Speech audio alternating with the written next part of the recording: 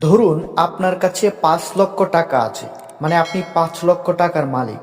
এখন আপনার উপর জাকাত কত ফরজ হয়েছে, মানে এখন আপনি জাকাত কত দিবেন সেই ৫ লক্ষ টাকার।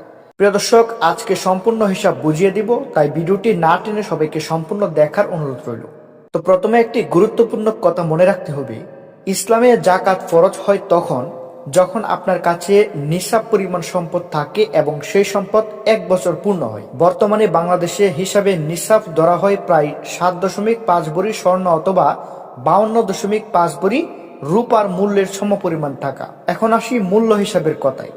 ইসলামে জাকাতের পরিমাণ হলো মোট সম্পদের 2.5%। এখন যদি আপনার কাছে ৫ লক্ষ টাকা থাকে তাহলে হিসাবটা ধরা হবে এভাবে, ৫ লক্ষ টাকাকে আপনি 2.5%-এ গুণ দিবেন, মানে প্রতি লাখে ২৫০০ টাকা।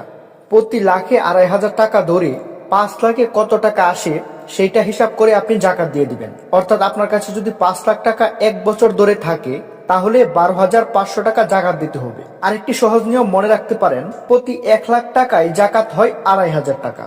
তাহলে ১ লাখে ২৫০০ টাকা হলে ৫ লাখে ১২,৫০০ টাকা হবে। তো প্রিয় দর্শক, জাকাত গরিব দুঃখীদের হক। সঠিকভাবে জাকাত আদায় করলে সম্পদ পবিত্র হয় এবং আল্লাহ তাআলা বরকত দান করেন। আল্লাহ আমাদের সবাইকে সঠিকভাবে জাকাত আদায় করার তৌফিক দান করুক, আমিন। ভিডিওটি ভালো লাগলে লাইক, কমেন্ট এবং শেয়ার করতে ভুলবেন না।